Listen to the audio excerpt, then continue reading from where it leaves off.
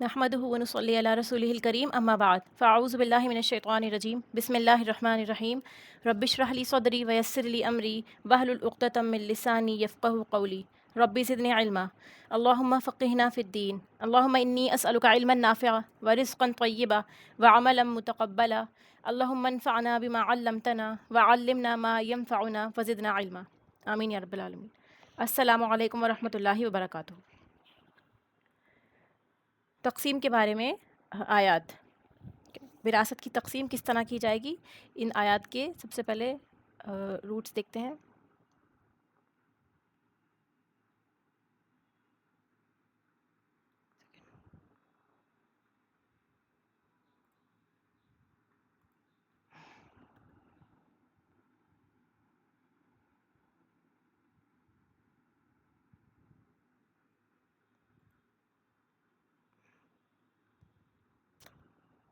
ایک منٹ.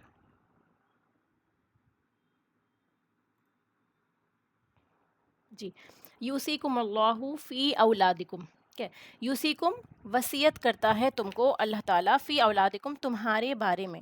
ٹھیک ہے، یوسی جو ہے اس میں وصیت، واو صاد اور یا اس کا روٹ ہے. وصیت کا مطلب ہوتا ہے تاکیدی حکم کرنا، کسی موقع کے پیش آنے سے پہلے اس کے بارے میں نصیحت کرنا. ٹھیک ہے، اس کے کئی مفہوم پائے جاتے ہیں. پہلے ابھی ہم اس کا لفظی معنی دیکھتے ہیں کہ کسی موقع کے آنے سے پہلے کسی بات کے بارے میں آپ ایڈوائز کرتے ہیں، اس کو وصیت کہتے ہیں. اللہ سبحانہ و تعالیٰ وصیت کرتا ہے فی اولادکم تمہاری اولاد کے بارے میں، یعنی ہم سے کہا جا رہا ہے کہ اللہ تعالیٰ ہماری اولاد کے بارے میں ہمیں نصیحت کرتا ہے، وصیت کرتا ہے. کیا چیز ہے وہ؟ للذکر مثل حظ الانثیین، للذکری مرد کے لیے، مثل مانند ہے، حظ کہتے ہیں حصے کے لیے، حصے کو کے معنی میں استعمال ہوتا ہے. ٹھیک ہے، حظن حصہ، ایک پارٹ، ایک ٹکڑا. تو حصہ ہے انثیین دو عورتوں کا، انثی ایک عورت اور انثیین مطلب دو عورتیں. مرد کے برابر دو عورتوں کا حصہ ہے، یعنی جو ایک مرد کا حصہ ہوگا اس کے اندر دو عورتیں آ جائیں گی. اگر اس طرح سمجھیں کہ عورت کا آدھا حصہ ہے. ٹھیک ہے، فَإِن كُنَّ پھر اگر ہوں نساءً عورتیں، فوق اثنتین اوپر اثنتین دو سے زیادہ. ٹھیک ہے، دو سے زیادہ عورتیں ہوں اگر، فَلَهُنَّ ثُلُثَ مَا تَرَكَ تو ان کے لیے ہے ثلثہ دو تہائی. ثلث کہتے ہیں ٹو تھرڈ کو. ما ترک جو میت چھوڑ گئی. ٹھیک ہے، یعنی جو ان کے والد چھوڑ گئے تو وہ اس میں سے ان کو ٹو تھرڈ ملے گا اگر صرف عورتیں ہیں اور بھائی نہیں ہیں.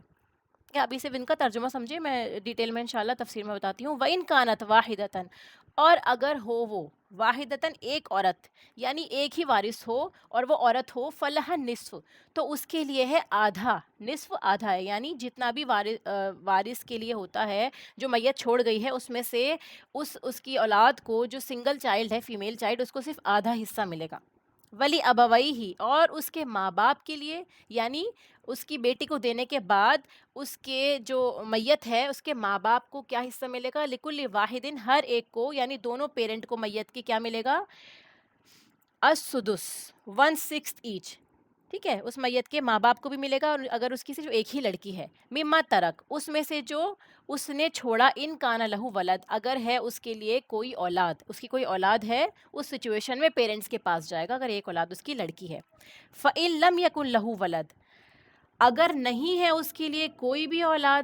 ٹھیک ہے، وَوَرِثَهُ أَبَوَاهُ اور وارث ہوں اس کے ماں باپ اس کے، یعنی اس کی کوئی اولاد ہی نہیں تھی، صرف اس کے پیرنٹس ہی پیرنٹس ہیں، اس کا کوئی بچہ ہی نہیں تھا، نہ ان کی کوئی بیوی ہے. ٹھیک ہے، تو کیا اس سچویشن میں کیا ہوگا؟ ان کے ماں باپ کو حصہ ملے گا. تو کتنا حصہ ملنا ہے اس سچویشن میں؟ مدر کا حصہ بتایا، فلی الثلث اس کی ماں کے لیے تیسرا حصہ ہوگا، یعنی اس کی ماں کو 1/3 حصہ ملے گا اس سچویشن میں، باقی جو ہے 2/3 فادر کے پاس چلا جائے گا. فَإِن كَانَ لَهُ إِخْوَةٌ پھر اگر ہو اس کے لیے اخوتن بہن بھائی، یعنی اس میت کے بھائی بہن ہیں، فلی امہ السدس اس سچویشن میں. یہ سب کب ہوگا؟ جب اس کے کوئی اولاد نہیں ہے اور اس کے ماں باپ ہیں اور بھائی بہن بھی ہیں. ٹھیک ہے، اس حالت میں اس کے بھائی بہن کے ہونے کی وجہ سے ان کے ماں کا جو حصہ ہے وہ 1/6 میں چلا جائے گا. ٹھیک ہے، اس کی مدر کا حصہ 1/6 ہو جائے گا. من بعد وصیۃ یوصی بہا او دین بعد وصیت پوری کرنے کے وہ وصیت کر جائے اس کی، یعنی جو میت وصیت کر کے گئی ہوگی اس وصیت کو پورا کرنے کے بعد، یا جو اس کے اوپر قرض ہوگا، دین قرض کے لیے آیا ہے، ٹھیک ہے، دین ہمیں معلوم ہے قرض کے لیے استعمال کیا جاتا ہے، تو وہ وصیت اور قرض پورا ہونے کے بعد یہ تقسیم ہوگی، اگر اس کے حصے کوئی وصیت ہے، اور وصیت 1/3 مال میں ہی ہوتی ہے، ٹھیک ہے۔ آباؤکم و ابناؤکم، تمہارے باپ اور تمہارے بیٹے، لا تدرون، تم نہیں جانتے، ٹھیک ہے، یعنی تم کو اس کا علم نہیں ہے، درون علم کے لیے، علم ہونے کے لیے استعمال ہوتا ہے کہ تم نہیں جانتے، ایہم ان میں سے کون، اقربو زیادہ قریب ہے، لکم تمہارے لیے، نفعن نفع میں، یعنی تم نہیں جانتے کہ تمہارے جتنے تمہارے آبا و اجداد ہیں یا جتنی تمہاری اولادیں ہیں ان میں سے زیادہ فائدہ تمہیں کون پہنچانے والا ہے، کہ کبھی کسی ایک اولاد سے انسان کو محبت ہوتی ہے، سب اسی کے نام کر دیتا ہے، اس سچویشن میں اللہ تعالیٰ فرماتے ہیں کہ تم نہیں جانتے کہ وہ واقعی اولاد نالائق ہے یا تمہارے کام کی ہے، تمہیں فائدہ پہنچائے گی تمہارے جانے کے بعد بھی، فریضۃ من اللہ، اسی لیے اس جانبداری سے بچنے کے لیے اللہ سبحانہ و تعالیٰ نے فریضہ بنا دیا اس کو، اس ڈویژن کو اللہ کی طرف سے، خود اللہ تعالیٰ نے ڈیوائڈ کر کے آپ کو دے دیا ہے، آپ کی مشکل آسان کر دی۔ ان اللہ کان علیما حکیمہ، بے شک اللہ تعالیٰ ہے بہت علم والا، بہت حکمت والا، یہ اللہ کی حکمت ہی ہے، کیونکہ اگر انسان خود ڈیوائڈ کرنے بیٹھے تو ہو سکتا ہے کہ کسی کا حق مار لے، کسی کو زیادہ دے دے، یا پھر اولاد میں لڑائی ہو جائے۔ اب یہ آیات آنے کے بعد اولاد کو بھی علم ہے اس چیز کا کہ اللہ کی طرف سے اپوائنٹڈ ہے، تو کوئی لڑائی جھگڑا اتنا نہیں ہوگا اس میں، ٹھیک ہے، یعنی آپ کے سامنے شرعی حکم آ گیا تو پھر بھی بہت سے لوگ اس شرعی حکم کے آگے خاموش ہو جاتے ہیں کہ اللہ کی طرف سے ہے تو اس میں حکمت ہوگی۔ وَلَكُمْ نِصْفُ مَا تَرَكَ، اور تمہارے لیے آدھا ہے جو چھوڑا، ازواجکم تمہاری بیویوں نے، ان لم یکن لہن ولد، اگر اس کی کوئی اولاد نہیں ہے، یعنی تمہاری بیوی کی کوئی اولاد نہیں ہے، یعنی تمہاری کوئی اولاد نہیں ہے، اس سچویشن میں تمہیں اپنی بیوی کا چھوڑا ہوا آدھا مال ملے گا۔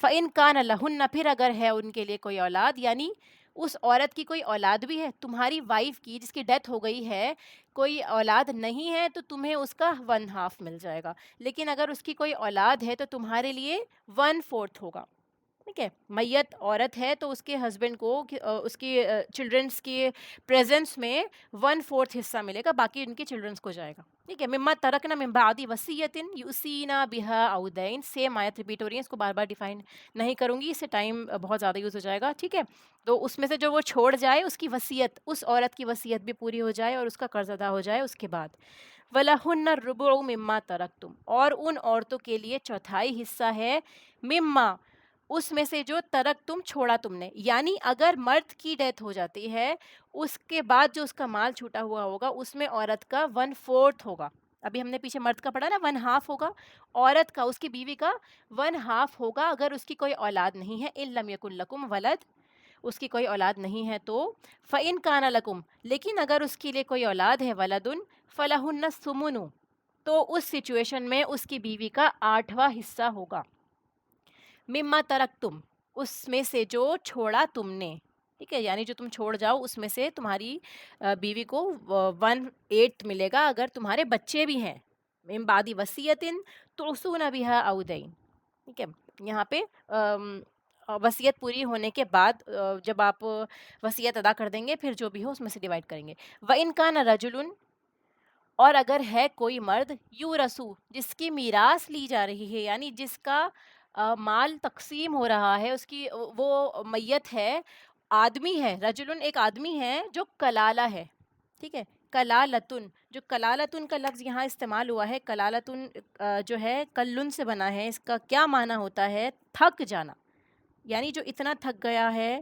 کہ اس کی نسل ہی ختم ہو گئی ہے، ٹھیک ہے، اکلیل کسی چیز کو سر کے اطراف سے، رائٹ کے لیفٹ سے گھیر لینا، ٹھیک ہے، یعنی کلالہ جو ہے وہ اوپر سے اور نیچے سے بنا اپنے کسی پیرنٹ کے اور اولاد کے ہے، یعنی ایسا انسان جس کے نہ ہی ماں باپ ہے اور نہ ہی اس کی اولاد ہے، لیکن اس کے آس پاس میں اس کے بھائی بہن ہیں، ٹھیک ہے، یعنی اوپر سے گھیر لینا مطلب اس کے آپ دیکھیں گے نا، آپ دونوں ہاتھوں سے سمجھیے، سر کے اوپر پیرنٹس ہوتے ہیں اور پیروں کے نیچے امیجن کریے جیسے اولاد کے بارے میں بات ہو رہی ہے، اور آپ کے رائٹ اینڈ لیفٹ ہینڈس دونوں ہیں وہ رائٹ اینڈ لیفٹ سائڈ پر ہوں گے، تو رائٹ اینڈ لیفٹ ہینڈس پہ یوزولی جو ہے کس کے بارے میں بات ہو رہی ہے، وہ ہمارے بردرز اینڈ سسٹرز، سبلنگس کے بارے میں بات ہو رہی ہے، تو یہاں بتایا جا رہا ہے کہ وہ کلالہ ہے، چاہے وہ مرد ہے یا عورت ہے، یعنی سملر سچویشن اگر عورت کے بھی پیرنٹس نہیں ہیں اور اولاد نہیں ہے، اس کے بھائی بہن ہیں تو وہ بھی عورت کلالہ کہلائے گی، ٹھیک ہے.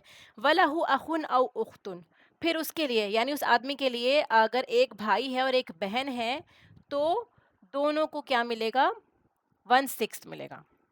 ٹھیک ہے. فَإِن كَانُوا أَكْثَرَ مِن ذَلِكُمْ، پھر اگر زیادہ ہیں اس سے، فَهُمْ شُرَكَاءُ فِي الثُّلُث، تو وہ سب شریک ہوں گے ایک تہائی میں، من بعد وصیۃ یوصی بها أو دین، وصیت پوری کرنے کے بعد. ٹھیک ہے. ابھی میں تفصیل میں بتاؤں گی اس کو انشاءاللہ ڈیٹیل میں، تاکہ آپ مثال سے سمجھ سکیں. غیر مضار، نہ نقصان پہنچانے والا، یعنی ضرر نہ پہنچائیں. آپ کی جو وصیت ہوگی یا پھر جو وراثت کی تقسیم ہوگی اس میں آپ کسی کو نقصان نہ پہنچانے کی غرض سے ڈیوائڈ کریں گے، کسی بھی طرح کا نقصان. وصیت من اللہ، یہ وصیت ہے اللہ کی طرف سے. واللہ علیم حلیم، اللہ تعالیٰ خوب جاننے والا ہے، بہت بردبار ہے. تلک حدود اللہ، یہ حدود ہے اللہ کی طرف سے. ومن یطیع اللہ، اور جو کوئی اطاعت کرے گا اللہ کی، ورسولہ، اور اس کے رسول کی، یدخلہ جنات تجری من تحتها الانہار، وہ داخل کرے گا باغات میں جس کے نیچے نہریں بہ رہی ہیں. خالدین فیہا، ہمیشہ رہنے والے ہیں ان میں.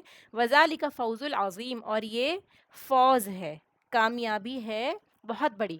وَمَن یعص اللہ ورسولہ، اور جو کوئی نافرمانی کرے گا اللہ کی، ورسولہ، اور اس کے رسول کی، وَيَتَعَدَّ حُدُودَهُ، اور وہ حد سے بڑھ جائے گا. ٹھیک ہے.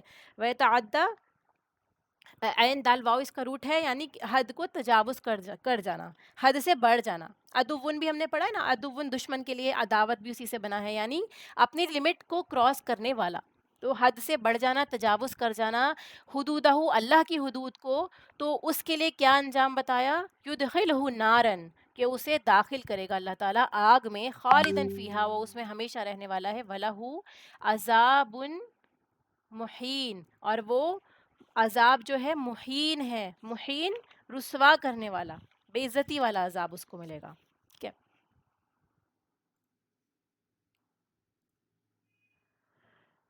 اب ایک ایک کر کے آیت کو لیتے ہیں. آیت نمبر 11. اگر آپ لوگ، آپ کے سامنے ترجمے والا قرآن ہوگا تو سمجھ میں آسانی سے آئے گی، کیونکہ یہ آیات مشکل ہیں اور دھیان سے سمجھنے کی ہیں. ٹھیک ہے، کیونکہ اس میں کیلکولیشن ہے، تو اسی لیے بہت دھیان سے سنیں، سمجھیں. اور اگر خود بھی آپ اس کا مطالعہ ساتھ ساتھ کریں گے تو بہت اچھا رہے گا آپ لوگوں کے لیے بھی. آیت ہم پڑھ چکے ہیں، اس کے ترجمے کی طرف جاتے ہیں. جیسے اللہ تمہاری اولاد کے بارے میں تم کو نصیحت کرتا ہے، تاکید کرتا ہے. جیسے ہم نے پڑھا تھا کہ علم الفرائض ہے. ٹھیک ہے، فرض کفایہ ہے کہ آپ کو پتہ ہونا ضروری ہے. اگر ایک علاقے میں کوئی بھی نہیں جانتا ہو تو سب گنہگار ہوں گے. اب اسلام نے میراث کا قانون کیوں دیا؟ یہ ول کیوں سیٹ کری؟ اللہ نے حصے کیوں مقرر کیے؟ اس کی وجہ کیا ہے؟ کون وارث ہوگا؟ ٹھیک ہے، آپ کس کے وارث بن سکتے ہیں، یا آپ کا کون وارث ہو سکتا ہے؟ یہ تمام سوالات ہیں، ان کے جواب دیے گئے ہیں. اس کو سب سے پہلے ہم 3 حصوں میں ڈیوائڈ کر کے سمجھیں گے. ٹھیک ہے، کہ ہمیں کیا کیا سمجھنا ہے اس کے بارے میں. سب سے پہلے آپ یہ دیکھیے کہ وصیت کے اندر کیا کیا مفہوم پائے جاتے ہیں. اگر اس کا مفہوم دیکھیں گے تو وصیت کے بارے میں پایا جاتا ہے کہ کوئی شخص کسی پر یہ ذمہ داری ڈالے کہ جب فلاں صورت پیش آئے تو فلاں طریقہ اپنا لینا.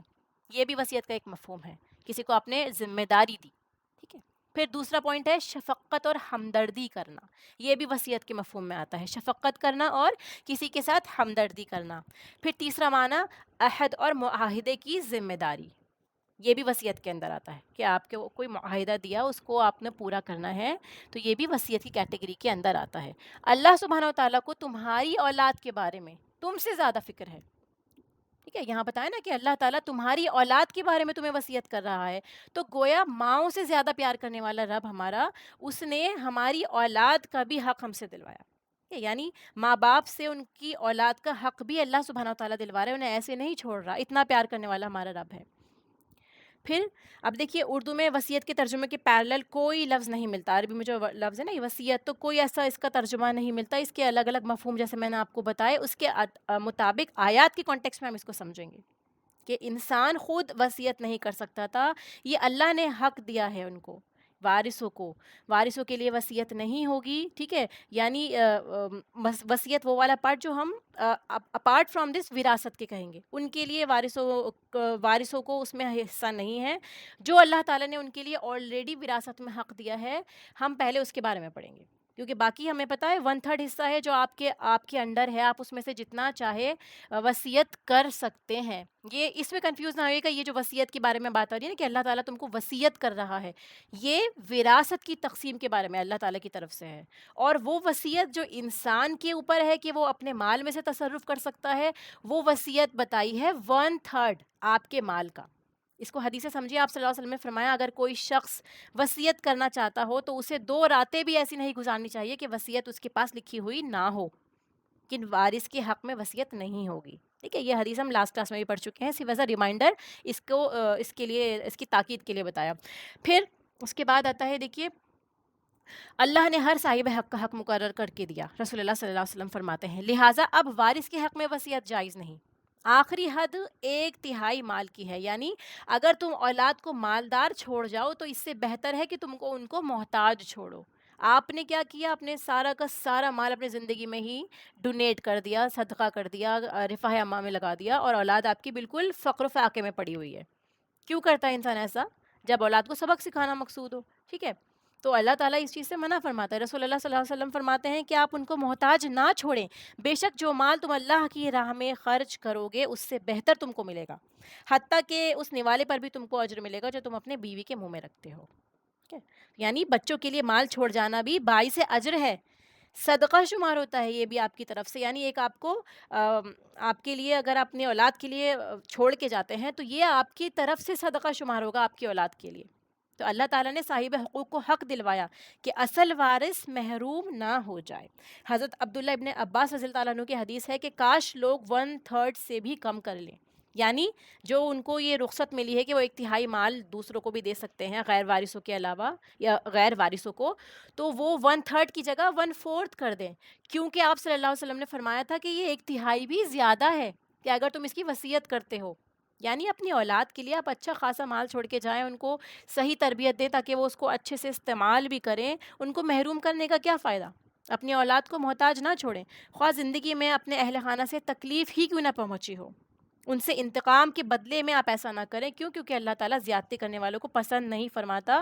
اللہ تعالیٰ یہ فیصلے جو ہیں یہ جذباتی طور پہ قبول نہیں کرتا کہ آپ جذباتی ہیں، آج آپ نے محروم کر دیا، کل آپ کو محبت ہونے لگی لیکن آپ نے جذبات میں فیصلہ لیا تھا. پھر جیسے طلاق کا واقعہ ہوتا ہے کہ آپ نے طلاق دے دی جذبات میں آ کے، اس کے بعد آپ پچھتا رہے ہیں. اسی لیے اسلام جذباتیت کے اوپر کام نہیں کرتا. اسلام جو ہے وہ حکمت کے ساتھ آپ کو اللہ تعالیٰ کی طرف سے آرڈرز دیتا ہے. پھر اب دیکھیے 3 باتیں اس میں سمجھنے کی ہیں. سب سے پہلے کہ قرابت داری کے بیسس پہ یہ وصیت بنائی گئی ہے، اللہ تعالیٰ کی طرف سے ہے قرابت داری، رشتہ داری. ٹھیک ہے، اور اس رشتہ داری میں کہ آپ کب حصے دار بنیں گے آپ کو پتہ ہونا چاہیے نا کہ آپ کس کے وارث بن سکتے ہیں. تو اس میں بھی جو رشتہ ہوتا ہے وہ 3 طرح کا ہوتا ہے، 3 ٹائپس اس میں بتائے گئے ہیں. سب سے پہلے کیا ہے؟ نسب کے بیسس پہ جو رشتہ ہوتا ہے، یعنی ماں باپ اور اولاد، یہ نسبی اعتبار سے آپ کے رشتہ دار ہیں. ٹھیک ہے، ماں باپ کو اصول کہتے ہیں، یعنی اگر ماں باپ ہیں آپ کے رشتہ داروں میں تو اس کے لیے کیا ٹرم یوز ہوتی ہے عربی میں؟ اصول.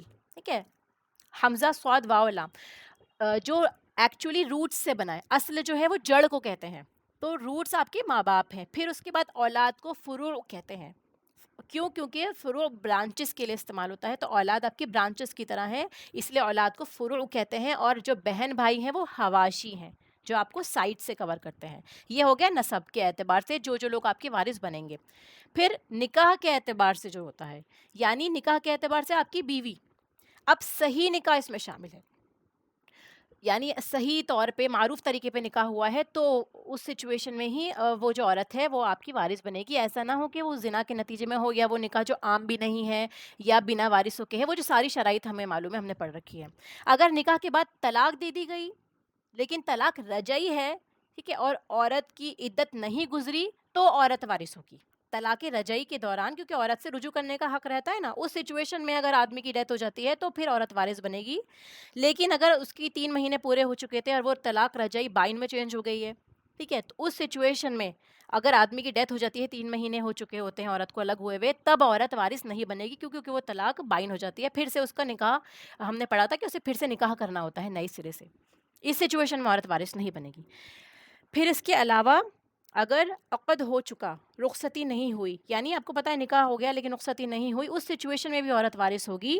لیکن اگر عقد صحیح نہیں ہے، جس میں نکاح کی تمام شرائط پوری نہیں ہو رہی ہیں، اس سچویشن میں عورت وارث نہیں ہے. پھر تیسرا بتایا جو قرابت داری سے آتا ہے، وہ ہے ولا کا رشتہ. ٹھیک ہے، اس کو کریکٹ کر لیجیے، سوری، ولا کہلاتا ہے یہ، ولا. ٹھیک ہے، ولایت ہم نے پڑھا ہے کہ ولی بھی اسی سے بنا ہے. ایک غلام اگر فوت ہو جاتا ہے تو اس کی وراثت اس کے رشتہ داروں کو نہیں جاتی بلکہ مالک کو جاتی ہے. یعنی آپ کے پاس ایک آپ کا غلام تھا، وہ فوت ہو گیا، تو اب اس کا جو مال ہے وہ اس کے رشتہ داروں کے پاس نہیں جائے گا، کیونکہ آپ کا وہ غلام ہے، اسی لیے آپ مالک ہیں اور آپ ہی اس کی وراثت کے حقدار ہیں. مالک اپنے غلام کا وارث ہوگا. ٹھیک ہے، اور یہ سچویشن عام طور پہ ملنے کو آج کل آپ دیکھیں گے یہ نہیں ہے کامن، اس لیے، لیکن اس کے بارے میں ہمیں پتہ ہونا ضروری ہے. پھر آتی ہے ضرورت کے تحت یہ ڈویژن ہوئی ہے اللہ کی طرف سے. یہ ہم حکمتیں پڑھ رہے ہیں کہ اللہ تعالیٰ نے کس بیسس پہ ڈویژنز بنائی ہیں تاکہ ہمیں سمجھنے میں آسانی ہو اور ہم سوال نہ اٹھا سکیں کہ نعوذ باللہ اللہ تعالیٰ نے ایسا زیادتی کری ہے. کہ ضرورت کس کو کتنا حصہ ملے، کون حصے دار ہے. مثلا ماں باپ کے مقابلے میں اولاد چھوٹی ہوتی ہے، اس کی ضرورت زیادہ ہوتی ہے، اسی لیے ماں باپ کا حصہ کم رکھا گیا اور اولاد کا زیادہ ہے. پھر عورت کے مقابلے میں مرد پر خرچ کرنے کی ذمہ داری اللہ نے زیادہ ڈالی ہے، اسی لیے مرد کا حصہ آپ دیکھیں گے کئی جگہ پہ آگے ہم پڑھیں گے تو اس میں زیادہ ہے، اس کی ذمہ داری زیادہ ہے، خرچ زیادہ ہے. ٹھیک ہے، اور تیسری بات جو آتی ہے وہ ہے تقسیم دولت کی. دولت کیوں تقسیم کری جائے، وراثت کیوں تقسیم کری جاتی ہے؟ تاکہ دولت ایک جگہ نہ جمی رہ جائے، ایک ہی اولاد کو سب کچھ نہ مل جائے، یا پھر اس کی وائف کو سب مل گیا اور اولاد جو ہے وہ ساری کی ساری محروم رہ جاتی. تو ہمارا اسلام کا کیا کانسیپٹ ہے کہ سوسائٹی میں پیسے موو کرتے رہیں. دولت ایک معاشرے میں وہی کردار ادا کرتی ہے جو جسم کے اندر خون کرتا ہے. اگر ایک جگہ خون جمع ہو جاتا ہے تو ہلاکت کا سبب بن جاتا ہے. ٹھیک ہے، اسے بھی ہم کافی بار پڑھ چکے ہیں. اس طرح معاشرے میں چند لوگ مالدار نہیں رہتے، دوسرے غریب نہیں رہتے، اور معاشرہ خوشگوار رہتا ہے. اب اس کو سمجھیے مرد کا ذکر پہلے کیوں آیا. ان آیات میں پہلے مرد کا ذکر ہے نا، مرد کے بارے میں آتا ہے، آگے والی آیت میں بھی مرد کا ذکر پہلے ہوگا. تو یہ ایک انتظامی تقسیم ہے، فطری ہے. کیوں؟ کیونکہ کاموں کی ذمہ داریوں کی جو تقسیم ہے وہ مرد کو اللہ تعالیٰ نے فزیکلی اسٹرانگ بنایا ہے، ان کے اوپر ذمہ داریاں زیادہ دی ہیں عورت کی بنسبت. یعنی فزیکل ذمہ داریاں، عورت جسمانی اعتبار سے اللہ تعالیٰ نے کمزور بنائی ہے، اس کے علاوہ اس کو منتھلی سائیکل ہوتی ہے، چائلڈ برتھ کے ٹائم پہ وہ ویک ہوتی ہے، اس کے موڈ سوئنگز ہوتے ہیں. تو یہ ذمہ داری زیادہ دی ہے، اسی لیے اتھارٹی زیادہ دی ہے. الرجال قوامون علی النساء، کیونکہ مرد کو ذمہ داری زیادہ ہے اسی لیے اسے اتھارٹی بھی زیادہ دی ہے. دیکھیے آپ کسی کو ذمہ داری دے رہے ہیں اور پھر اس سے اتھارٹی بھی چھین رہے ہیں، اسے بول رہے ہیں کہ میں تمہیں کمانڈ کروں گی، تم زیادہ کام کرو. تو یہ چیز جو ہے یہ فطرت کے بھی خلاف جاتی ہے کہ آپ کسی کو زیادہ کام کروا رہے ہیں تو اس کو اتھارٹی بھی دیجیے تاکہ وہ پاور بھی محسوس کرے. جس کی ضرورت زیادہ ہوتی ہے تو اس کا حصہ اسی لیے اللہ سبحانہ تعالیٰ کی طرف سے زیادہ ہے. ٹھیک ہے، پھر پیرنٹس جو ہیں، جب اولاد نہیں ہے یا اولاد ایک ہے، اس سچویشن میں آپ یہ دیکھیں گے نا کہ پیرنٹس کا برابر کا حصہ ہے، دونوں والدین کو 1/6 مل رہا ہے. آیات میں ہم نے ابھی پڑھا. تو اصل بات یہاں یہ ہے کہ عورت کی حق تلفی نہیں ہے، بلکہ کس کی زیادہ ضرورت ہے. کہ اگر مرد کا زیادہ حصہ دیا جا رہا ہے اس کی بیوی کے مقابلے تو وہ ضرورت کی وجہ سے ہے. اور پھر کتاب و سنت میں جن وارثوں کے حصے مقرر کیے گئے ہیں ان کو ذوی الفروض کہا جاتا ہے. ٹھیک ہے، فرض والے جو ہیں، کتاب و سنت میں جن وارثوں کے حصے مقرر ہیں وہ ذوی الفروض کہلاتے ہیں. اور اس کے بعد اسبا، جیسے ہم نے لاسٹ کلاس میں پڑھا تھا کہ وہ وارث ہیں جو اصحاب الفروض کے نہ ہونے کی صورت میں میت کے وارث بنتے ہیں، ان کو اسبا کہتے ہیں. تو کچھ کی پوائنٹس ہیں بس جو نوٹ کر لیں، سمجھ لیں. ہم کافی سارے لاسٹ کلاس میں پڑھ چکے ہیں، جیسے زندہ شخص کی جائیداد تقسیم نہیں ہوتی. ٹھیک ہے، فوت ہونے کے بعد ہی ہوگی. پھر جب فوت جیسے ہی ہو جائے تو پہلا کام ہمیں یہ کرنا ہے، یہ بھی ہم پڑھ چکے ہیں. جو بات سمجھنے کی ہے وہ کیا ہے ان آیات میں، کہ قرض کی ادائیگی کی جائے گی. حدیث سے پتہ چلتا ہے کہ پہلے قرض ادا ہوگا، حقوق العباد میں ہے، ادا کرنا آپ کو اس کے لیے ضروری ہے. پھر قرض میں بھی سب سے پہلے مہر ادا کیا جائے گا. یعنی اگر مرد نے عورت کا مہر نہیں دیا تھا تو اس کا مہر پہلے ادا کیجیے عورت کا، اس کے بعد اس وراثت کی تقسیم ہوگی. پھر کوئی بھی امانت لی ہو کسی سے تو وہ واپس کی جائے گی، وہ آپ وراثت میں نہیں رکھ سکتے. کسی کے سے آپ نے کام کروایا، اس کو اجرت نہیں دی تو پہلے اس کو اجرت دیں گے اس مال میں سے. پھر اگر بیوی نے خلا کا دعویٰ کیا ہو اور فوت ہو گئی تو اس کو ادا کرنا ہوگا، مہر اپنا واپس کرنا ہوگا. اس کے مال میں سے مہر واپس دیا جائے گا اس کے ہسبینڈ کو اگر وہ بیوی فوت ہو جاتی ہے اس نے خلا کا دعویٰ کیا ہے. پھر اگر قصاص دیت ہے تو وہ چکائی جائے گی. یعنی ہر قسم کا جو قرض کی سچویشن انسان کے اوپر آتی ہے، میت کے اوپر آتی ہے، وہ اس کو ادا کرنا ہے اپنے مال میں سے. اگر اس نے کوئی نظر مان رکھی ہے تو وہ پوری کی جائے گی، اگر وصیت کی ہے تو وہ پوری کی جائے گی. ٹھیک ہے، 1/3 وصیت. پھر وارث کے حق میں وصیت نہیں ہوگی، اور اگر ان ساری چیزوں میں مال پورا ہو گیا، یعنی اتنے سارے اس کے اوپر حق تھے، اس کو بھی دینا ہے، اس کو بھی دینا ہے، سب کچھ خرچ ہو گیا، سارا کا سارا مال خرچ ہو گیا کہ تو کفن دفن میں، اس میں قرض کی ادائیگی میں سب ختم ہو گیا، تو کچھ بھی نہیں بچے گا اولاد کے لیے. اس سچویشن میں آپ تقسیم نہیں کر سکتے. یعنی مال ہی نہیں ہے، مال نہیں ہے تو آپ تقسیم کیا کریں گے؟ یعنی یہ امپورٹنس بتاتا ہے کہ سب سے پہلے دوسروں کا قرض ادا کیجئے.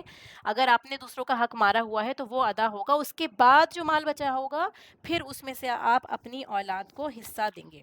کیا ہے، آپ کو سمجھ میں آ گیا ہو؟ اب جو ان آیات میں بتایا ہے، اللہ تعالیٰ تمہاری اولاد کے بارے میں تمہیں حکم فرماتا ہے، ایک لڑکے کا حصہ 2 لڑکیوں کے برابر ہے. ٹھیک ہے، یعنی مرد کا حصہ 2 عورتوں کے برابر ہوگا. عورت کی ضرورت مرد کو پوری کرنی ہوتی ہے. مہر کی ادائیگی بھی دیکھیے مرد کی ذمہ داری ہے. پھر بیوی کے لیے مکان، اس کا نان نفقہ، اس کی ضروریات، بچوں کے لیے پیسے خرچ کرنا، یہ سب مرد کے اوپر ہے. ٹھیک ہے، تو اسی لیے مرد کا حصہ زیادہ دیا ہے کہ مرد کو 2 حصہ ملے گا.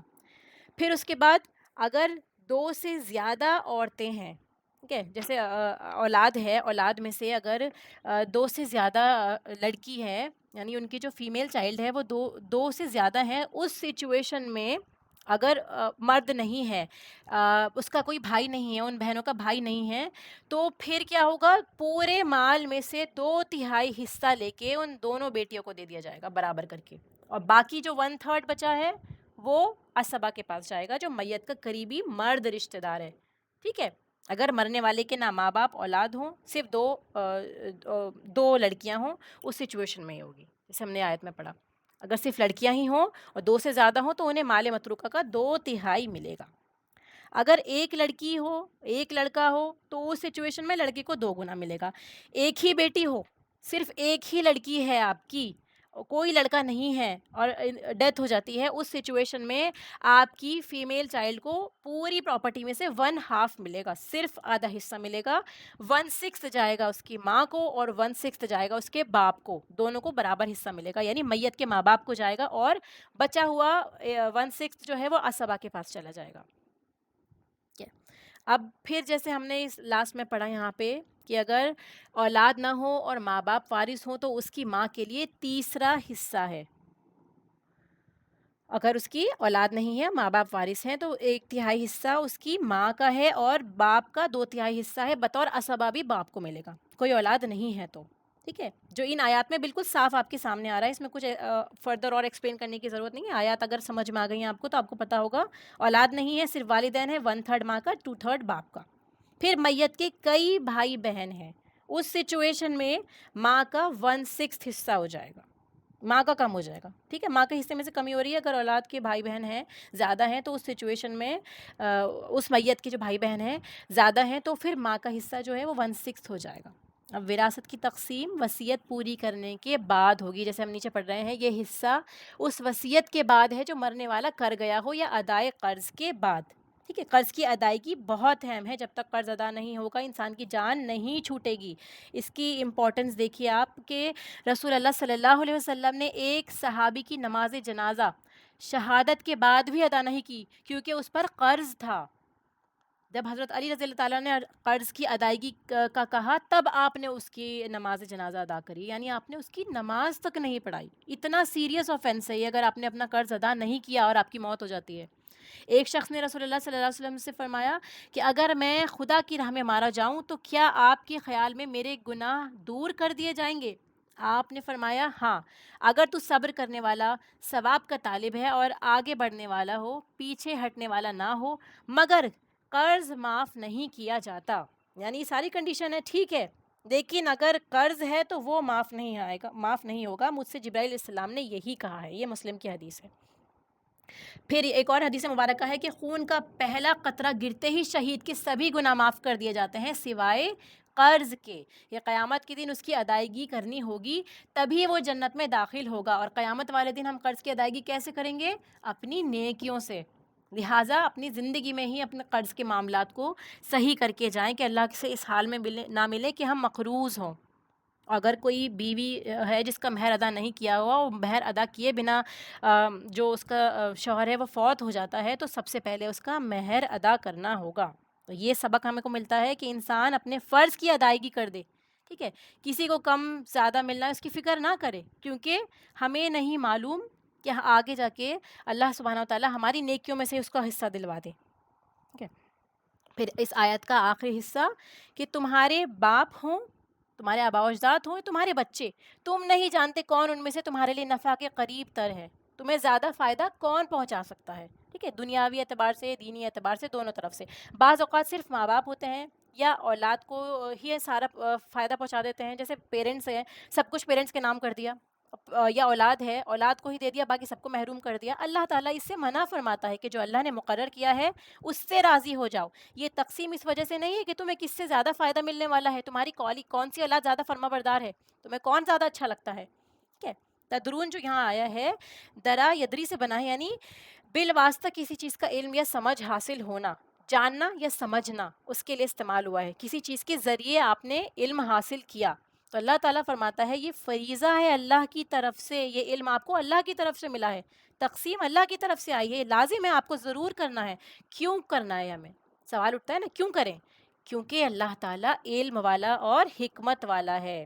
یہ قانون جو وراثت کا دیا ہے اللہ تعالیٰ نے، اللہ تعالیٰ جانتا ہے کہ اس چیز کو اس کی اصل مقام پر رکھنا ہے، صرف ظاہریت پہ نہیں جانا، صرف آپ اوپر سے نہیں دیکھیں گے کہ آپ کو کوئی زیادہ پسند ہے یا زیادہ فرما بردار ہے، آپ کو کیا کرنا ہے، آپ کو پورا اندر کا باطن کا علم نہیں ہے، اللہ تعالیٰ ظاہر اور باطن دونوں کو جانتا ہے، اسی لیے اللہ نے ہر ایک کا خوبصورتی کے ساتھ ترتیب وار حصہ بنایا ہے، ٹھیک ہے، اولاد کے لیے، اس کے ماں باپ کے لیے، سب کے لیے حصہ مقرر کیا ہے، کسی کو محروم نہیں رکھا، لہٰذا ہمارا کام کیا ہے، سمعنا واطعنا۔ وَلَكُمْ نِصْفُ مَا تَرَكَ، اگلی آیت ہے آیت نمبر 12 کہ تمہاری بیویاں جو کچھ چھوڑ جائیں، ٹھیک ہے، تو تمہارے لیے اس میں سے آدھا ہے، اگر ان کی اولاد نہ ہو۔ خون کے رشتے تو ثابت ہوتے ہیں، لیکن شادی کے بعد رشتہ جو ہے نکاح کا، وہ نکاح کے صحیح طریقے کے بعد ہی ثابت ہوتا ہے، اور وہ صحیح طریقہ کیا ہے نکاح کا، اس کی ساری شرائط کا پورا ہونا، جو ہم نکاح کے لیکچر میں اچھے سے پڑھ چکے ہیں، اگر کسی کو پرابلم ہو تو اس کو جا کے دوبارہ رجوع کر لے، جس میں ساری سنتیں ادا ہو رہی ہیں، نکاح کے فرائض ادا ہو رہے ہیں۔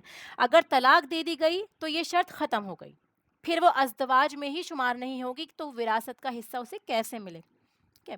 تو یہاں کیا بتایا، اگر ان کی اولاد ہے تو تمہارے لیے 1/4 حصہ ہے، کیونکہ اولاد کی بھی ضرورت ہوتی ہے، تو ادھر بھی حصہ جائے گا، بیوی فوت ہو گئی ہے تو اس کی اولاد تو ہے، ادھر بھی حصہ جائے گا، اس میں سے جو وہ چھوڑ جائیں وصیت کے بعد، جس کی وہ وصیت کر جائیں، یعنی عورت اپنے مال میں وصیت کر سکتی ہے، اسے آزادی دی گئی ہے۔ عورت کا کون سا مال ہوتا ہے؟ جو بھی اس نے اپنی زندگی میں جمع کیا، اس کے کوئی زیورات تھے، یا اسے کچھ پاکٹ منی ملتی تھی، یا چھوٹا موٹا وہ کام کرتی تھی، یا وہ اپنی کوئی نوکری ہی کیوں نہیں کر رہی ہو، ٹھیک ہے، اس سے جو اس کی ارننگ آ رہی ہے، اس کا اس پہ حق ہے، اس میں سے وہ جتنا چاہے اس وصیت کے مال میں سے جس کو چاہے وہ خرچ کر سکتی ہے، ٹھیک ہے۔ مرد یہ نہیں کہے گا کہ میری اجازت کے بغیر تم اس میں سے خرچ نہیں کر سکتی، تم اس میں سے کسی کو وارث نہیں بنا سکتی وصیت کا، یہ حصہ اللہ نے ان کو دے رکھا ہے، وہ جس پہ چاہے خرچ کر سکتی ہیں، اللہ کی طرف سے انہیں 1/3 پہ پورا اختیار دیا گیا ہے کہ وہ خرچ کریں، اور ہم کو کرنا بھی چاہیے، ٹھیک ہے۔ وصیت کا جو ہے ہمارا، چاہے ہم 1/4 پارٹ میں سے کریں، 1/3 میں سے کوئی ایسا کام جو ہمارے جانے کے بعد بھی لوگوں کو جس سے فائدہ پہنچتا رہے تاکہ ہمارا صدقہ جاریہ بنے، اس کے لیے ہمیں ضرور خرچ کرنا چاہیے۔ پھر اس کے بعد دیکھیے ان کا قرض بھی ادا کیا جائے گا، اور ان کے لیے 1/4 حصہ ہے اس میں سے جو تم نے چھوڑا، کہ جو تم چھوڑ جاؤ اس میں سے ان کے لیے 1/4 حصہ ہے۔ اگر مرد کی ڈیتھ ہو جاتی ہے، ہسبینڈ کی ڈیتھ ہو گئی ہے، اس سچویشن میں عورت کو، اگر وہ مطلب بنا اولاد کے ہے، اس کی وائف ہے، ایک ہی وائف ہے، اس سچویشن میں اس عورت کو کتنا ملے گا؟ 1/4 ملے گا، اگر تمہاری اولاد نہیں ہے۔ وجہ، اگر اولاد نہیں تو بیٹے کے مال کے حقدار بیوی کے ساتھ ساتھ ان کے والدین بھی ہوں گے، اسی لیے بیوی کو 1/4 حصہ ملا ہے۔ اور اگر تمہارا بچہ ہے تو اس حالت میں کیا ہوگا؟ عورت کو 1/8 حصہ دے دیا جائے گا، ٹھیک ہے۔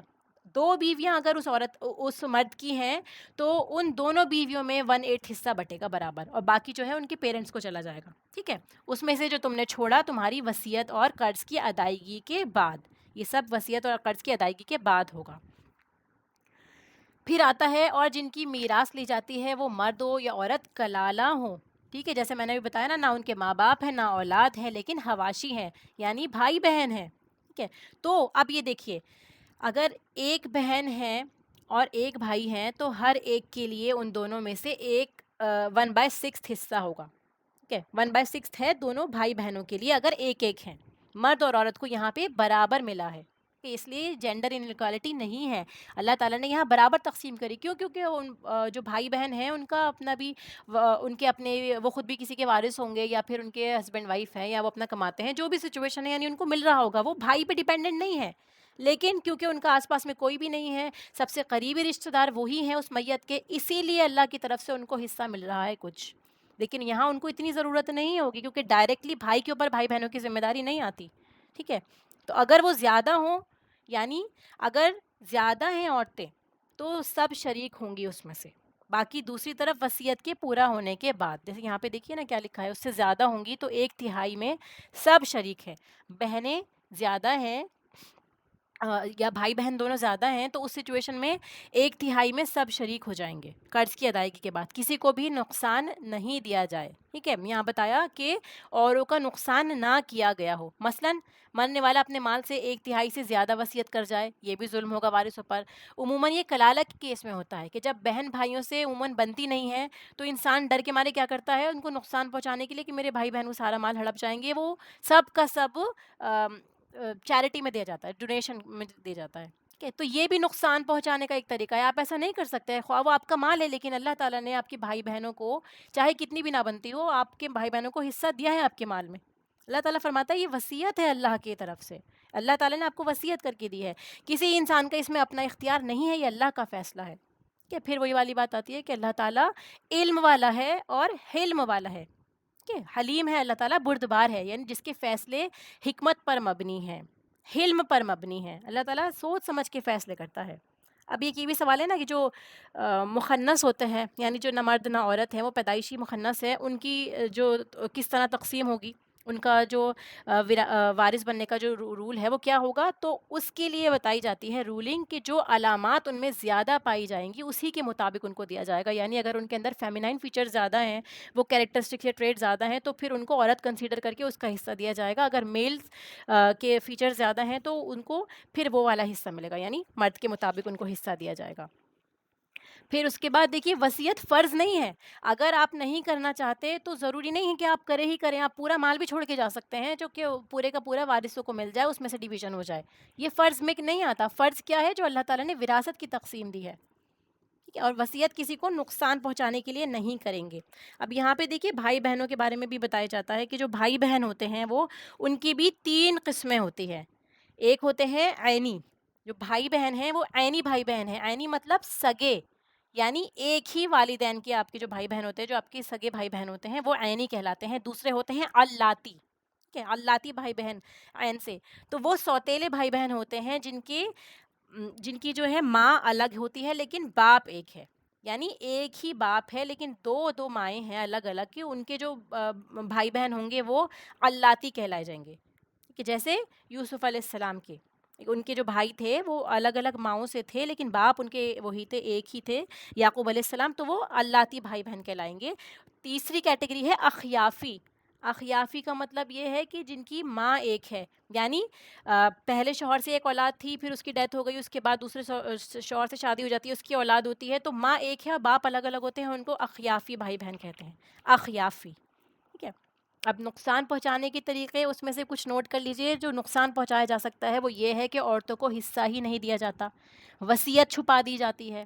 ٹھیک ہے، وصیت تبدیل کر دی جاتی ہے، یا جھوٹا قرض دکھا کر اپنے نام وصیت کر لی جاتی ہے. کیونکہ وراثت میں تو کوئی چھیڑ نہیں کر سکتا، تو کس طرح سے نقصان پہنچایا جا سکتا ہے وصیت میں؟ کہ بیمار شوہر سے بیوی کو طلاق دلوا دی جائے، اس طرح سے اس کو وراثت سے ہی محروم کر دیا جائے. کہ بیمار شوہر تھا، اس کو کان بھرے، اس کے عورت کو طلاق دلوا دی. پھر اچھی زمین بیٹوں کو دے دی اور ردی زمین بیٹی کو دے دی. پھر بچیوں کی شادی ہی نہیں کرواتے، جیسے ہم نے پہلے پڑھا تھا کہ اس کی شادی ہی نہیں کروائے تاکہ مال ہی رکھیں اپنے پاس سارا. پھر عورت کا حصہ معاف کروا لیا جاتا ہے، بھائی آتے ہیں کہتے ہیں کہ بہن ہمارا حصہ معاف کر دو، اپنا حصہ معاف کر دو، ہم کو دے دو، ہمیں ضرورت ہے، تم تو دوسرے کے گھر میں جا رہی ہو. یہ سارے بلیک میلنگ کے طریقے ہیں، یہ جائز نہیں ہے. اور جہیز میں جو خرچ کیا ہے وہ بھی آپ کو بتا کے کرنا ہے کہ آپ اسی حصے میں سے کر رہے ہیں یا الگ سے کر رہے ہیں، پہلے بات کلیئر ہونی چاہیے. ٹھیک ہے، یہ اس کے کچھ کی پوائنٹس تھے جو میں نے آپ کو بتائے. پھر آیت نمبر 13، تل کا حدود اللہ، یہ اللہ کی حدود ہیں، اور جو اللہ اور اس کے رسول کی اطاعت کرے گا وہ اس کو باغوں میں داخل کرے گا جن کے نیچے نہریں بہہ رہی ہوں گی، جن میں وہ ہمیشہ رہیں گے. اور یہ بہت بڑی کامیابی جو ان حدود کو پورا کرتا ہے. ٹھیک ہے، اس موقع پر یہ آیت کا آنا، تو عموماً انسان کیا کرتا ہے دنیا میں ناجائز طور پر دوسرے کے مال پہ قبضہ کر لیتا ہے. جیسے ہم نے کچھ صورتیں اوپر پڑھی کہ یہ مختلف صورتیں ہو سکتی ہیں ناجائز قبضے کی. ان کو بتایا جا رہا ہے کہ جب تم حقداروں کو ان کا حق لوٹا دو گے تو اس کا فائدہ تمہارے لیے ہے کہ اللہ تعالیٰ اس کے بدلے تم کو جنت عطا کرے گا. اور یہ بہت بڑی کامیابی ہے. کامیابی، جب انسان دنیا میں کوئی جھوٹا مقدمہ جیت لیتا ہے تو وہ کیا سمجھتا ہے کہ میں جیت گیا، حالانکہ وہ مال اس کا نہیں تھا. تو کامیابی وہ ہے جو آخرت میں کامیابی ہوتی ہے. دنیا میں آپ نے خسارہ کمایا جو آپ کو پیسوں کی فارم میں لگ تو رہا ہوگا کہ آپ نے کسی کا مال ہڑپا ہے، لیکن وہ آپ کے لیے نقصان ہے. تو فوز یعنی کامیابی، اصل کامیابی وہ ہے جو انسان جنت میں داخل ہو جائے، اس کی آخرت بخیر ہو جائے، اللہ تعالیٰ اس سے راضی ہو جائے. تو یہ اللہ تعالیٰ کی حدود ہیں، ان کی پابندی کرنی ہے. مراد حقداروں کو ان کا حق لوٹا دینا تاکہ آپ کا ابدی انجام جو ہے وہ کامیابی کے ساتھ ہو. پھر آخری آیت ہے اس وراثت کے اصول کے بارے میں کہ وَمَن يَعْصِ اللَّهَ وَرَسُولَهُ وَيَتَعَدَّ حُدُودَهُ، جو نافرمانی کرے گا اللہ اور اس کے رسول کی اور اس کی حدود کو توڑے گا، وہ اس کو آگ میں داخل کرے گا. حد کیا چیز ہوتی ہے؟ دو چیزوں کے درمیان ایک لکیر کا کھینچنا. ٹھیک ہے، ایک لکیر ہے، دو چیزیں ہیں، ایک رائٹ میں ایک لیفٹ میں، اس کے درمیان آپ نے ایک لائن کھینچ دی تو کیا ہوگا؟ ان کے بیچ میں ایک حد سیٹ ہو گئی.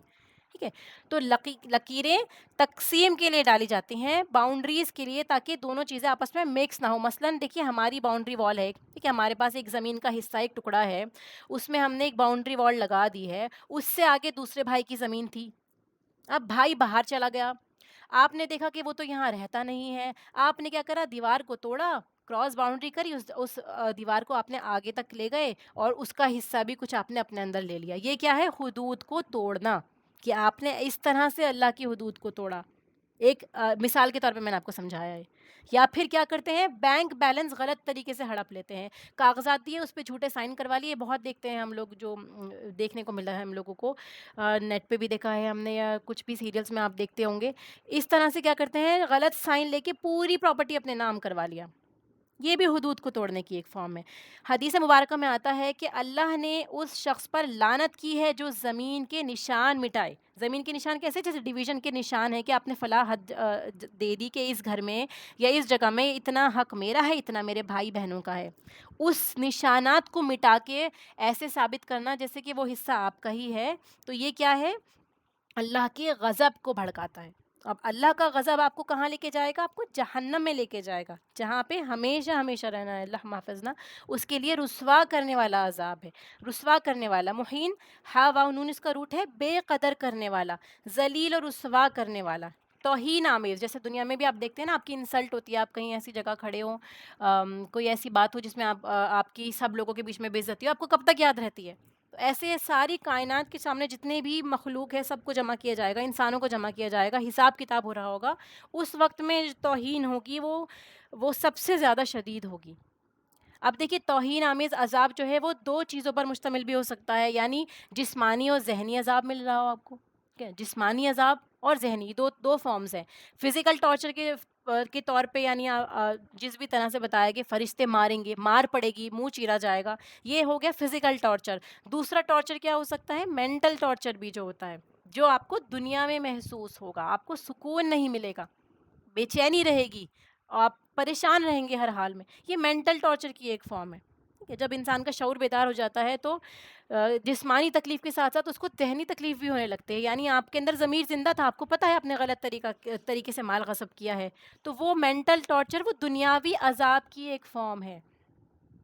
اللہ تعالیٰ فرماتے ہیں نا خالدین فیہا، ہمیشہ ہمیشہ اس کے اندر رہیں گے، ہمیشہ کی اس آگ میں رہیں گے. تو جہنم میں دونوں آئسولیشنس ہیں، فزیکلی بھی اور مینٹلی بھی، کیونکہ آپ کو پتہ ہے کہ ہمیشہ وہیں رہنا ہے، وہاں سے کبھی نہیں نکلیں گے آپ. دنیا میں کوئی تکلیف ہوتی ہے تو ہم سوچتے ہیں چلو ڈاکٹر کو دکھا لیں گے آرام مل جائے گا، دوائی کھا لیں گے آرام مل جائے گا، سرجری ہو جائے گی تو آرام ہو جائے گا، یا پھر کچھ نہیں ہے اگر لا علاج بیماری کسی کو نعوذ باللہ تو موت کے بعد آرام مل جائے گا. لیکن یہاں پہ کیا ہے، وہاں پہ نہ موت ہے، نہ آرام ہے، نہ کوئی دوا ہے.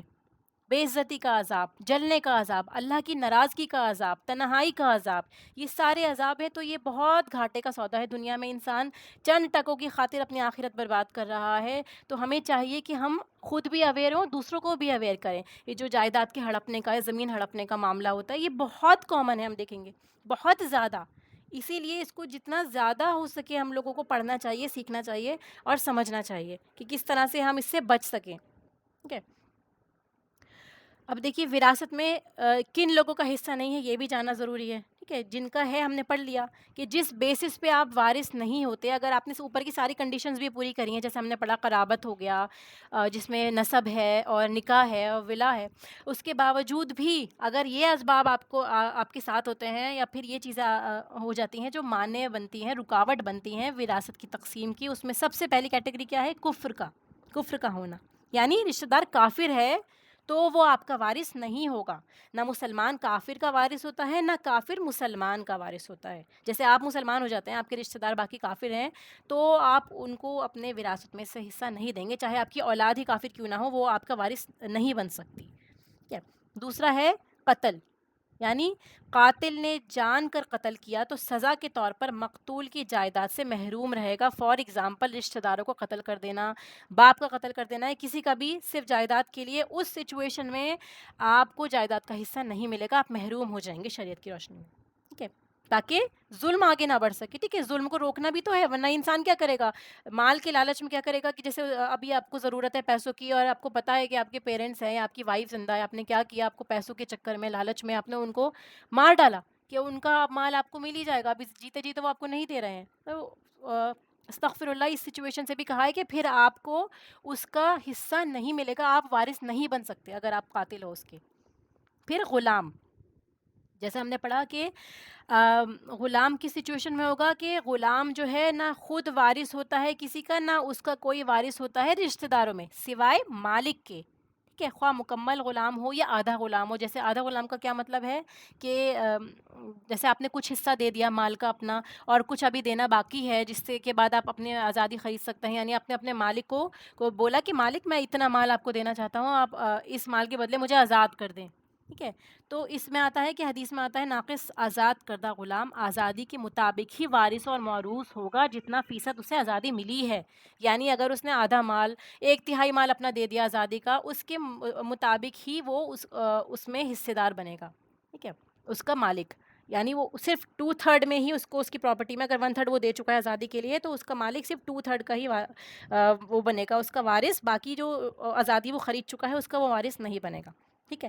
پھر آتا ہے لعان. لعان لعنت سے بنا ہے. یعنی ایک مرد بیوی پر شک کرتا ہے کہ اس کا تعلق دوسرے مرد سے ہے، اس کا فیصلہ وہ عدالت میں لے کے جاتا ہے. اگر کوئی گواہ موجود نہیں ہوتا تو فیصلہ قسم پر کیا جاتا ہے. کیا قسم ہوتی ہے؟ مرد کہتا ہے عورت سے یا عدالت کہتی ہے عورت سے کہ قسم کھائے کہ اگر ہم جھوٹے ہیں تو ہم پر اللہ کی لعنت ہو. ٹھیک ہے. دونوں اس طرح سے قسم کھاتے ہیں تو یہ بھی طلاق کی ہی ایک فارم ہے. اس کے بعد کیا ہوتا ہے؟ عورت اور مرد کا نکاح ختم ہو جاتا ہے تو وہ ایک دوسرے کے وارث نہیں رہتے. پھر اس کے بعد ایک سبب کیا ہے؟ دیکھیے زنا. زنا کاری کے سبب سے جو بچہ پیدا ہوتا ہے اس کا حصہ باپ کی وراثت میں سے نہیں ہوگا، یا ماں کا جو بچہ پیدا ہوتا ہے اس کا بھی حصہ اس میں نہیں ہوگا. پھر ہے مردہ. اگر آپ کا بیبی بورن ہوا ہے اور وہ اسٹل برتھ تھا، یعنی وہ اندر سے ہی جب اس کی ڈیلیوری ہوتی ہے وہ باہر آتا ہے، وہ دنیا میں ہی مردہ پیدا ہوتا ہے، اس سچویشن میں وہ وارث نہیں بنے گا. لیکن اگر وہ دنیا میں آیا، اس نے ایک سانس بھی لی ہے، اس سچویشن میں بھی وہ وارث بنے گا. اب اس کا مال کیسے کہاں جائے گا وہ آپ واپس کیلکولیٹ اس طرح کر سکتے ہیں کہ اس کا وارث کون کون بنے گا. اس کی ماں بنے گی تو وہ حصہ واپس اس کی ماں کو چلا جائے گا، اس کے والدین کو، اس طرح سے وہ پیچھے بیک میں چلا جائے گا. فی الحال مطلب یہ ہے بتانے کا کہ جو مردہ بچہ پیدا ہوتا ہے ماں کے پیٹ سے ہی مرا ہوا، وہ اس سچویشن میں وارث نہیں بنے گا. پھر موت. لاسٹ کیا ہے؟ موت. یعنی جیسے ہم نے پڑھا تھا کہ آپ ابھی بیماری کی حالت میں ہیں والدین یا باپ، اور اس کے بعد اس سچویشن میں اس سے پہلے ہی، اس باپ کے فوت ہونے سے پہلے ہی اس کا بچے کی ڈیتھ ہو جاتی ہے، تو وہ بچہ جو ہے جو مر گیا ہے اس کو حصہ نہیں ملے گا آبویسلی. کہ بھی یہ نہ سوچے کہ یہ جو بچہ مر گیا ہے اس کا حصہ ملنا چاہیے تھا باپ کی جائیداد میں سے، تو اس کی بیوی بچوں کو دے دو. ایسا نہیں ہوگا کیونکہ وہ برانچ کٹ گئی ہے.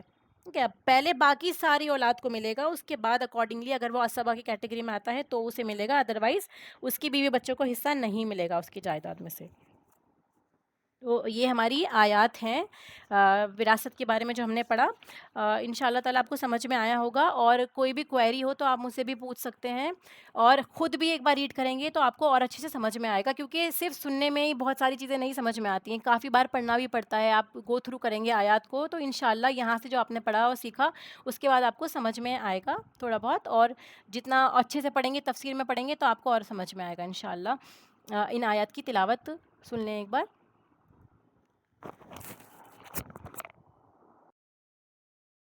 يوصيكم الله في أولادكم للذكر مثل حظ الأنثيين فإن كن نساء فوق 2 فلهن ثلثا ما ترك وإن كانت واحدة فلها النصف ولأبويه لكل واحد منهما السدس مما ترك إن كان له ولد فإن لم يكن له ولد وورثه أبواه فلأمه الثلث فإن كان له إخوة فلأمه السدس من بعد وصية يوصي بها أو دين. آباؤكم وأبناؤكم لا تدرون أيهم أقرب لكم نفعا فريضة من الله إن الله كان عليما حكيما. وَلَكُمْ نِصْفُ مَا تَرَكَ أَزْوَاجُكُمْ إِن لَّمْ يَكُن لَّهُنَّ وَلَدٌ فَإِن كَانَ لَهُنَّ وَلَدٌ فَلَكُمُ الرُّبُعُ مِمَّا تَرَكْنَ مِن بَعْدِ وَصِيَّةٍ يُوصِينَ بِهَا أَوْ دَيْنٍ وَلَهُنَّ الرُّبُعُ مِمَّا تَرَكْتُمْ إِن لَّمْ يَكُن لَّكُمْ وَلَدٌ فَإِن كَانَ لَكُمْ وَلَدٌ فَلَهُنَّ الثُّمُنُ مِمَّا تَرَكْتُم مِّن بَعْدِ وَصِيَّةٍ تُوصُونَ بِهَا أَوْ دَيْنٍ وَإِن كَانَ رَجُلٌ يُورَثُ كَلَالَةً أَوْ امْرَأَةٌ وَلَهُ أَخٌ أَوْ أُخْتٌ فَلِكُلِّ واحد منهما السُّدُسُ فَإِن كَانُوا أَكْثَرَ مِن ذَلِكَ فَهُمْ شُرَكَاءُ فِي الثُّلُثِ من بعد وصية يوصى بها أو دين غير مضار وصية من الله والله عليم حليم. تلك حدود الله ومن يطع الله ورسوله يدخله جنات تجري من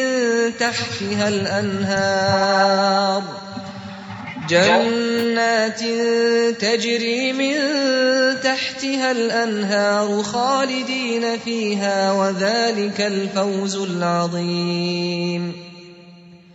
ومن يعص الله ورسوله ويتعد حدوده يدخله نارا خالدا فيها وله عذاب مهين.